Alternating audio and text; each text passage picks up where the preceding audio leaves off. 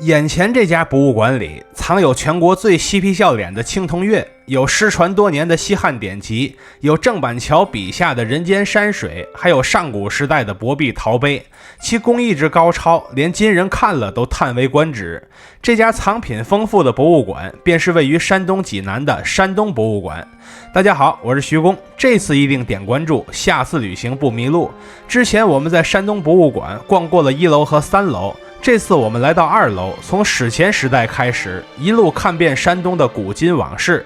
我们能在山东省博的史前展厅里发现一个在博物馆中并不常见的概念，那就是细石器时代。它介于新旧石器时代中间，又被称为中石器时代。这个时代的石器其实仍然是打制石器，但工艺进步了，所以打出了更细小的石器成品，就得了这个名字。下面我们进入新石器时代，先从后里文化开始。这个时代已经有陶猪出现了，这是早期畜牧业的一面镜子，人得和猪朝夕相处，长期观察，才能做出惟妙惟肖的猪。单单狩猎时见的一面是远远不够的。附近还有一小盒碳化道，这是早期农业发展的成果，终归是生活提高了，吃饭有一定的保障了，人们才有心情有时间去打磨石器。另外，博物馆还用动画演示了3足石造的用法，别被前边实物下边的支架误导了，后边的动画才是真实的用法。甚至后期的很多陶鼎都是自带3足的，这个用起来就比较便利了。此时我们已经进入了比后里晚一些的北新文化时期，这时候的文物包括一些散装的陶制作，把每腿的陶器支到上边，加热起来就方便了。再往后是泰安的大汶口文化时期，因为小学历史课本提过大汶口，所以很多人知道它。此时的石器已经很光滑了，这都是典型的新石器时代产物。同时饮食之器也有了向礼器发展的趋势，说白了就是成套成规模，与社会等级直接挂钩了。毕竟饮食这件事儿与早期的祭祀礼仪也是密不可分的。之后又逐渐演化出了酒器，这边展出的大滤缸就是酿酒时用来过滤的家伙事儿。在此之后，酒也成为了礼的一部分，可见山东的酒礼文化也是源远流长，不是别人能轻易比得了的。而且早在新石器时代，山东就有了成熟的分酒器，这是我在过往的旅途中所未曾见到的文物。而大汶口遗址出土的红陶兽形壶，则是山东博物馆的镇馆之宝之一。前边的兽嘴可以倒出液体，后边的大宽口可以注入液体，中间的大肚子可以储存不少液体，下边的4只脚就是天然的加热架子，可以直接在下边生火加热。它手背上还有个把手，方便把它拎起来。咱就是说，这玩意儿做的这么纷繁复杂，不能只用来喝水吧？这大概率是个新石器时代的老酒壶。与礼强相关的乐器，这时候也已经出现了。除了陶制牛角号之外，还有很多彩陶鼓，这些鼓的上边都是开口的，以前高低得蒙个兽皮，但天长日久，兽皮已经烂没了，就变成这样了。后一组是大汶口陶龟，这些都是鸟形陶器。你看这些陶器的造型是不是很像现实中的鸟类？这其中折射出的是在古代山东地区颇为流行的鸟类崇拜文化，这种鸟类崇拜甚至延续到了商朝。还记得殷墟屋顶的那个玄鸟吗？这就是对自然崇拜的一种延续。然后有一种特别抢眼的器皿，叫做八角星纹彩陶豆，这也是从泰安大汶口遗址出土的。豆是古代的一种石器，这不稀奇。稀奇的点在于器物的腹部有5个方形八角星状纹饰，这个颜色和器身颜色形成了鲜明的对比，学者一般将其视为抽象化的太阳符号。与之同样抢眼的是一个彩陶否，它上边有很多抽象的花纹。否泛指一类大腹大口的陶容器，既用来装水装酒，也用来当乐器。秦人就经常击否而歌，比如秦昭襄王就曾在友好的外交场合中击否，后世还出现了青铜否，可能是怕把陶否击碎吧。在这个阶段，有很多纯为了美观的装饰品也逐渐诞生了。博物馆怕我们不知道用途，还特意演示了一下这些装饰品应该怎么穿戴。这时候的玉器已经逐渐和石器分离开来了，其中包括一些玉璧环，这就是后世璧串的老祖宗。同时博物馆里还展出了大汶口时期的墓葬，这个很明显是复原的版本，而且还是个刚下葬的场景，墓穴里的陶器摆得整整齐齐，旁边那个骷髅是拿白色颜料画出来的，这是担心把小朋友们给吓坏了，所以弄个假的吗？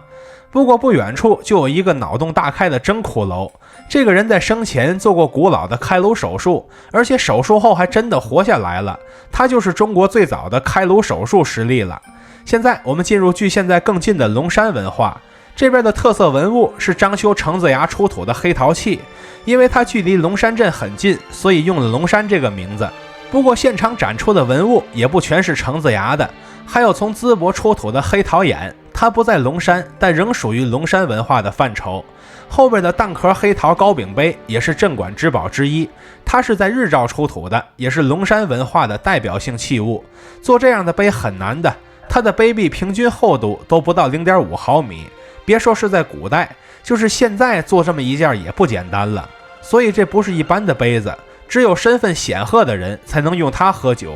下面是玉里东方篇章，这边比较显眼的展品是一件4孔大玉刀，它上边没什么使用痕迹，想来和别的玉器一样，也是仪仗用品。最后进入早期青铜时代，对应的则是月食文化初期，它和二里头文化的存在时间是对等的，说明已经进入夏朝了。但博物馆里只展示了陶器和石器，却并未展示青铜器。至此，我们就逛完了山东省博的史前展厅。下面我们进入商周展厅，第一眼就看到了镇馆之宝亚丑月。10大镇馆之宝中，我首推这一件，这个嬉皮笑脸的表情是非常令人难忘的。我2019年来这的时候，这件文物只给看复制品，现在终于换上原件了。它这张大嘴的左右两侧各有一个方形的小标识，这里面的字就是亚丑，这是丑族的标识。按说月这种物品是用来砍人的兵器，但它并没有什么使用痕迹，所以它大概率是权力和身份的象征，可以理解为中式权杖。它的兄弟款叫做镂空人面纹月，证明这个设计理念在当时还是比较流行的。与丑族并立的一族是青州一带的戎族，他们留下的文物叫做戎方鼎，可惜游客视角看不到戎字铭文，只能看到一堆铜锈，外侧则密密麻麻的装饰了很多乳钉纹。另外，专家发现戎方鼎的下边确实有烟熏火燎的痕迹，证明这是当时的实用型铜器。往后是济南周边的商业重镇所出土的青铜器。先看这件铜提梁友，这是一件纹饰精美的酒器，它的出土地是济南刘家庄，说明在商代有一族人在刘家庄一带定居，而这件酒器的主人便是这一族的首脑，造得起也用得起。后面的举方鼎是一件石器，这也是一支宗族的高层所用过的石器。好在这里边的铭文给破译出来了，这个家族的姓氏就是这个举字。征讨东夷的时候，这个举族自然是没少出力。附近还有一件文物叫做举雷，这件酒器也是他们举家的东西，铭文就在瓶口的位置。如果从侧面看，就能看到青铜器肩部的兽面纹，但下半部分的纹路则已经被铜锈侵蚀殆尽了。然后是一大堆卜骨，商代的人无论是大事小事都要用甲骨问卜，听听神的意见，所以商代的神是很累的，不光要管再祀与戎这样的大事，连日常生病做梦之类的小事也得管。最后神灵的意见得被刻在卜骨上留底儿，直到今天我们还能看得到。再往后是一件铜制，这上面的花纹非常繁缛，切近镜头后发现其颈部是蝉纹，腹部则是鸟纹，是2只脸对脸的鸟。这也是一件酒器，一般人是轻易用不上的。下面进入方国篇，其中有一件重要的青铜器叫做梅粒。粒这种物品很古老，从新石器时代开始就有陶粒了。这种青铜粒就属于是升级版，它的铭文是个梅字，所以它得了梅粒这个名字，推测这是梅国留下的物件。最后博物馆里提了一嘴族徽，在欧美国家，家族和族徽是明显有所传承的。中国没有直接传承这些，但你在姓氏地名里就总能找到这些元素。比如刚才提到的举族，现在也没有失传，中国仍然有人姓举，只是人数比较少而已。下面我们进入周朝篇，在分封诸侯的时候，一些核心人物被分封到了齐鲁两国，后来这两国越来越强，把周边小国都给干死了，所以山东会被称为齐鲁大地。然后我们看文物，先看西周晚期的裸人铜方莲，上面是一男一女2个裸体人以祭坐姿态对坐。一看到这个姿势，就想起电视剧里的周幽王来，年代和姿势都能对得上。下方每个角的位置也是裸体人充当器族，这玩意儿是当时贵族女性用的首饰盒。但我就想问一句，首饰盒做成这样，这合乎周礼吗？后面是晋国的文物，晋国是齐国的仇敌国，后来被齐国给灭了。有一对成套的文物是他们的家当，名字分别叫做祭帛盘和祭帛仪，这是一整套的盥洗用具，也就是用右边的仪倒水洗手，下边的盘则用来接水。后一套是祭帛安抚同须，这名字听着绕嘴，但是没办法，它铭文里写的就是祭帛子安抚，所以只能这么命名。那么什么叫做同许呢？许是一种装粮食的器皿，既是礼器也是食器，感觉这个作用有点像当今的饭盒。下面是薛国文物，薛国历史是很久远的，在夏朝就有了，但在战国时期被齐国给灭了。下边的铜釜就是在薛国故城出土的文物，也是装食物用的。釜的特点在于打开之后上下两部分一模一样，很难说清楚哪个才是盖子。而这件釜的特殊之处在于，工作人员曾在这里发现过中国最古老的饺子。然后看看其他古国的文物，其中的齐友是莱国的遗存，外侧的花纹是以波带纹和兽面纹为主，文物的出土地是烟台的龙口市，也是莱国的故都。后一组是莒国的文物，先看下方的夔纹雷，这些无论是器体还是盖子，上面那些带波折的花纹几乎都是一水的夔龙纹。下一组是一对铜榫举饰件，榫举是什么呢？就是古代悬挂钟磬之类乐器的木架子。那么这些饰件便是上面应有的装饰品，造型很像是要开屏的孔雀。后面是一件公祝壶，这也是一件酒器，两侧用来滴漏的耳朵是兽首衔环造型，盖子上则有两条盘旋追逐的龙，器身上的纹则是以盘螭纹、夔龙纹为主。后面是陈国文物，其后裔以田为氏，最后把齐国给夺舍了，这便是后来的田氏齐国。看后边的陈侯壶，这件文物没那么多繁缛的花纹，两侧是前边出现的兽首衔环耳，瓶盖附近则是几道弦纹，出土地则是肥城。根据专家考证，春秋时期的肥城并不是陈国的领地，而是与陈国联姻的柱国领地，所以会有这么一件壶。往后还有一把吴王夫差铜剑，难道这是夫差北上争霸时留在这边的？难说。看完列国文物之后，我们终于进入泱泱齐风篇章。齐国的开国君主就是太公上，也就是我们熟知的姜子牙。同期展示的文物是淄博高清陈庄遗址车马坑，这里边一共有3辆整车，车前则是马骨，这些马的姿势都非常安详，马头上则有饰品。另外我从网上查了查，这个陈庄遗址还有配套的遗址公园，将来再跑山东时正好可以把这边加进去。之后是关于巴主祭祀信仰的介绍。当初列国林立的时候，每个国家的神奇信仰不一样，大家各信各的。后来齐国把这些小国灭了之后，就把这些散落的信仰整合进了巴主祭祀的体系当中来。至于管仲辅齐桓公、田氏代齐之类的历史，我在齐文化博物馆的视频里都说过了，这里不赘述，还是优先看文物。先看春秋时期的公子屠府壶，主持做壶的人叫做公子屠府，但这个壶上记载的是齐国大臣公孙瓒的事迹。专家推断这个壶的诞生年代大概率是在公孙瓒当政的公元前545年到公元前539年之间。后面是一整套的铜餐具，一共是59件，基本上都是小碟子、小碗、小盘子之类的物品。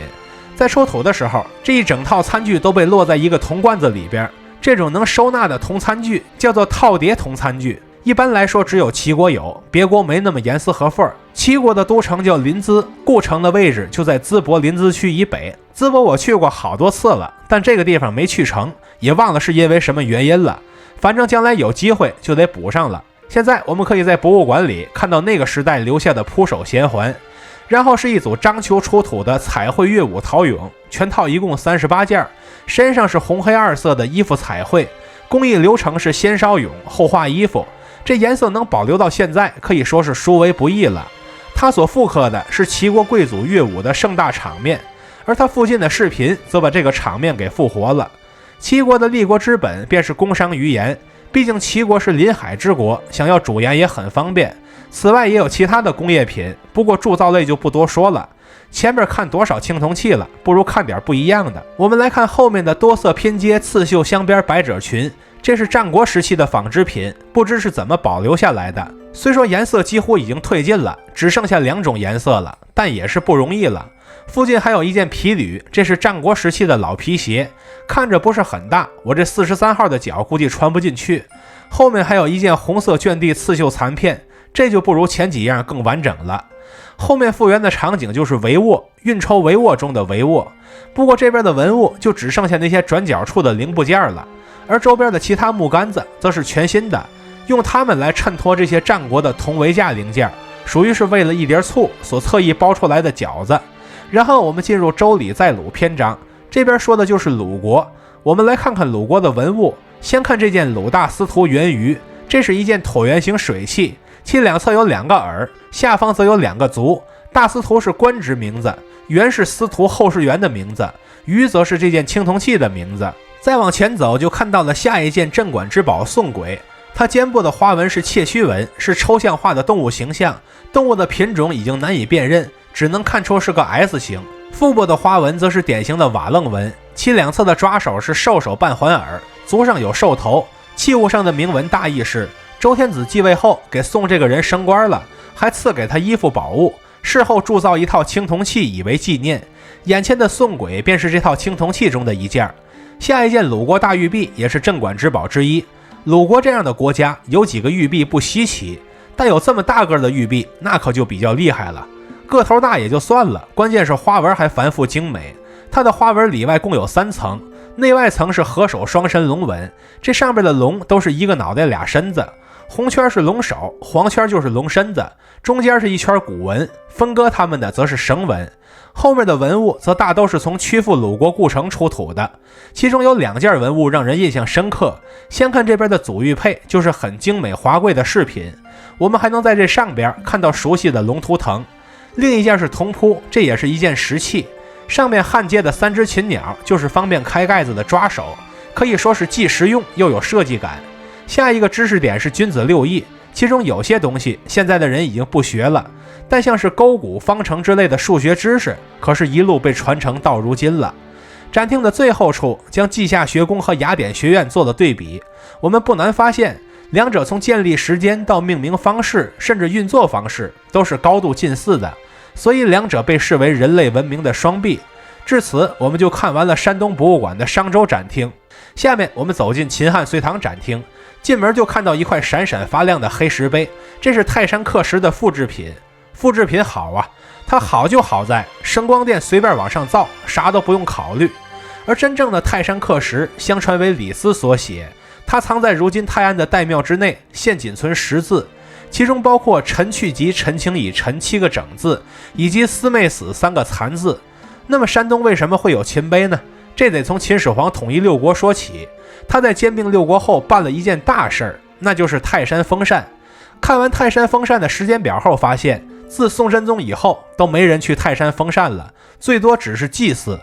因为把澶渊之盟当成封禅之功这事儿，属于是一种脸都不要了的行为，后人但凡要点脸，都不可能愿意与他为伍。除此之前，秦始皇还派徐福去海上求仙丹，当了帝王不够，还要长寿成仙。果然人的贪欲是永无止境的。如今在日本还能找到很多徐福的遗迹。现在我们准备看文物了，看这边的始皇赵陶梁，这是度量衡中的量，上面刻的文字大意是始皇帝灭了所有的诸侯，统一了度量衡，这就是那个被统一后的梁。之后就进入了汉代，汉代的山东是很发达的，有不少邻立的方国，官员数量也多，与官员相关的物品也多。单单是出土的汉代封泥就一大把一大把的，这都是老一代公务员的遗物。其中有一件叫做关内侯金印，在秦汉的20等爵位中，关内侯是第19等，有10亿可以收税，但没有别的权利，兼有其他职务的另说。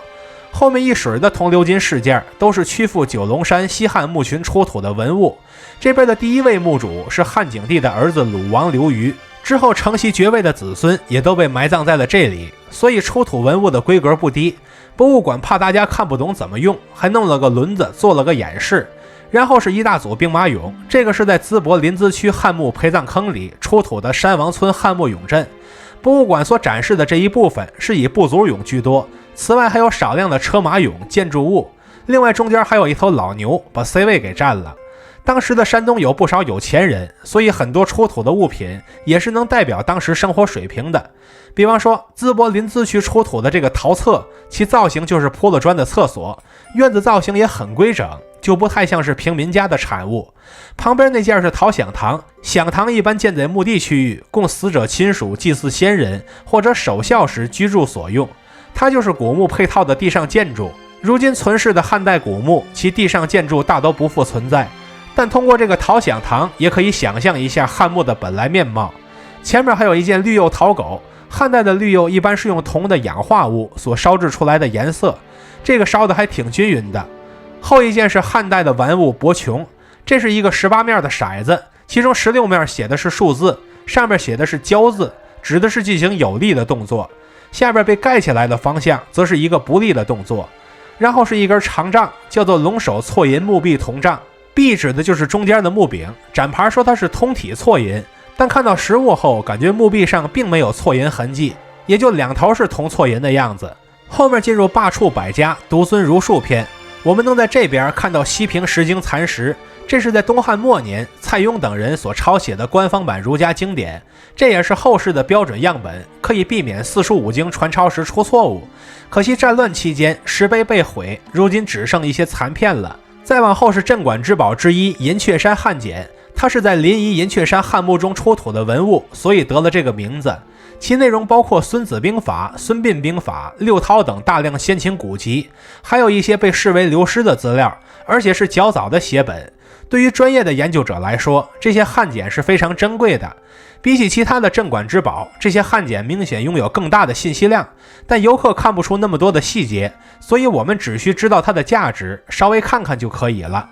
然后我们进入汉式画匠篇，这边主打的当然是画像石，不过展品没有1楼的多。看这边的东汉武士画像，这是从东平汉墓出土的画像石，是壁画类的汉画像石，一共是2块石头，上面画着10个武士。后一件嘉祥宋山画像石则是浮雕类的西王母画像石。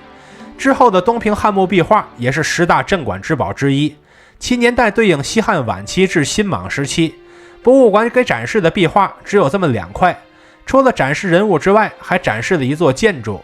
单单这2块壁画完全看不出镇馆之宝的气势来，干脆上个全景图吧，这样的场面才是镇馆之宝应有的样子。下面我们进入百业兴旺篇，我们能在这个区域看到大量的铁器，因为在这个阶段炼铁铸铁的技术已经是相当发达了，而且在汉代还有大量的铁官来主抓这些工作，山东就有好几个。之后的魏晋南北朝和隋唐都被融在一起展示了，其篇幅也远不如汉朝详细。这边展示的夫妇宴享行乐图是隋代的壁画，画面中除了一对夫妻之外，还能看到一个表演的伶人。这类的内容在宋金时期有个新名字，叫做开方宴，有时候也会以浮雕的形式出现。后面少许的南北朝文物中，有一件东魏的黄釉陶平基很显眼，你可以把平基理解为习作时代的一个散装椅子背，坐累了可以靠着它。后面展示的是这几个朝代的瓷器，其中又是唐三彩唱主角，这类的看过好多了，就挑点没见过的看看。比如后边就有件唐三彩刻花三足盘，所谓刻花指的是在陶瓷坯体表面上用工具刻画出各种纹饰，这就有一种立体感的效果。后面是书法篇，这边所重点展示的是北魏年间的礼壁墓志。话说北魏年间的石碑是非常珍贵的，确实该进博物馆里保管。最后我们终于进入佛教造像篇了，藏品有东魏年间的禅观菩萨像，这尊头顶圆冠的菩萨像是在博兴县出土的造像，但不幸流失海外多年，直到2008年才回到了故乡，并被存在了山东博物馆。后面是一组一言北齐的佛像，基本都是青州出土的，中间的贴金彩绘佛菩萨3尊像上面还隐约有金彩遗存，虽然缺损比较严重，但仍然能看出工艺是很精细的，连飞天的衣服细节都做得丝丝入扣。后面是从青州移过来的杨赞造龙虎塔，这是一座缺损的小型石塔，如果不缺损还能再高出去1米，其最下方为须弥座，内部为一佛二菩萨，门外是2个缺损的力士，侧面和后面有大量的题记，记载着杨赞的姓名以及造塔的始末经历。那么问题来了，它为什么叫龙虎塔呢？因为佛龛上面雕刻着2条龙，正面的兽面浮雕则被视为虎，所以叫做龙虎塔。至此，我们就看完了秦汉隋唐展厅。现在我们走进宋元明清展厅。首先我们得明确一件事儿，大宋从来就没有一统江山，它与辽金西夏是长期并立的，后来被蒙古打包消灭了。所以在这个时期，山东的文物一直都是杂糅的、融合的样子。看这边的金代文物，这要不说出来还以为是宋代的，说明两者之间的融合已经很深了。后面展出的是从历城县出土的大官庄金木壁画，墓中的墙壁上是多处砖仿木结构的建筑，斗拱的细节都被雕了出来，而建筑之外的其他细节则是用壁画体现的。把这些加到一起，便是一幅烟火气十足的群像照片了。而在那个院子之外，竟然还有补充壁画，那便是仆人给主人备车备马的场面，这便是视死如视生的真实写照。然后是宋代的定窑白釉刻花大碗，这个碗有多大呢？它的口径是 32.7 厘米，这要是装一碗饭的话，够4-5个人吃一顿的。碗的内外壁上都是白釉，如果仔细看内部中间，就会发现那里边还刻着一条鱼，就是用我们前边所说过的刻花工艺做出来的。在那个时期，山东富庶的原因之一就是那边有出海的港口，可以参与海上的贸易。这些出海的港口属于古代的密州，如今的密州叫做诸城，但当初的港口却已经划归青岛所有了。附近展出的瓷器便是海上丝绸之路的常客，其中有一件宋金白釉小鸭，便是平时不多见的瓷器展品。在北宋时期，山东一带也是文运昌盛，出了好多名儒。著名的泰山学派就是在这个阶段形成的。同时，辛弃疾和李清照这两个济南人也因其生前身后名被誉为雄冠两宋。在元朝，山东地区成为了大运河的关键中转站，也有很多当时的物品被一路留存了下来。看这件元代的胡人俑，就是按照色目人的样子制作的。元代色目人的社会地位是低于蒙古人的，但比汉人高。后一件是白地黑花一秦一鹤长方形枕，这上面讲的是一个宋史中记载的故事。在北宋年间，赵昺考中进士之后，仍然生活简朴，去上任当官时就只带了一张琴一只鹤，这便是一秦一鹤的故事。再往后就到明代了，这边展出了一顶明代的凉冠，它用的是黑色漆纱，正面的金池中间镶着一朵宝相花。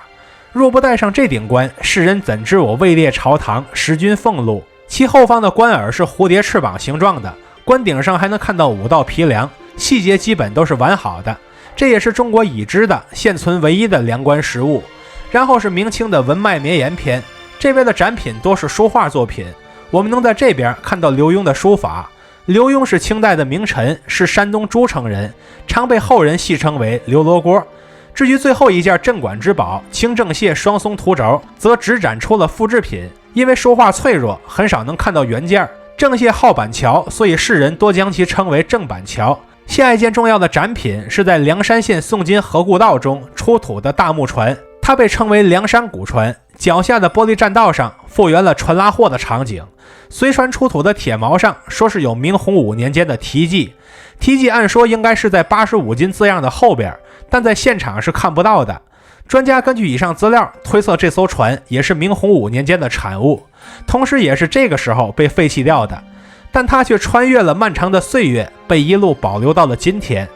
后面进入大运河篇，省博给大运河的篇幅不多，我们来看清代的山东运河备览，这就是从元代到清代的京杭运河工程的珍贵史料。而山东的很多城市也是因运河而兴的，所以我根据过往的经验推断，如果去到这些地方，必然能在当地的博物馆里获得更多与大运河相关的资料。最后进入了黄河篇，我们可以在这里看到黄河在历代的改道记录。要么说中国的神权为什么干不过王权呢？因为千古泛滥的黄河不会给任何神灵面子，只有能治理好黄河的君主才能受到黄泛区人民的拥戴，其余的说什么都没用。至此我们就逛完了宋元明清展厅，但我们的旅途尚未结束，2楼还差一个馆藏明清官窑瓷器展厅，我们也一起看过来。先从明代的红釉瓷器开始看，它的着色既是铜，着色原理是将铜的氧化物还原，就露出了红铜的本色。这个工艺是很难的，所以存世的明代原物也是比较有限的。红釉之后是黄釉，它的黄色是用3价铁来着色的。这个颜色的瓷器除了皇家自用之外，也经常当作祭祀用具，在明代是如此，在清代也是如此。现在北京附建的皇家祭祀区比如景山公园的寿皇殿用的就是黄釉瓷器。后面的五彩釉的原理就比较好理解了，那就是用多种不同矿物质来着色，从而烧出五彩斑斓的效果。然后是最为常见的青花瓷，这是用氧化钴作为着色剂来烧制出来的。现场有一件明万历年间的青花开光寿字葫芦瓶，瓶子上边有大大小小的各式各样的团寿字，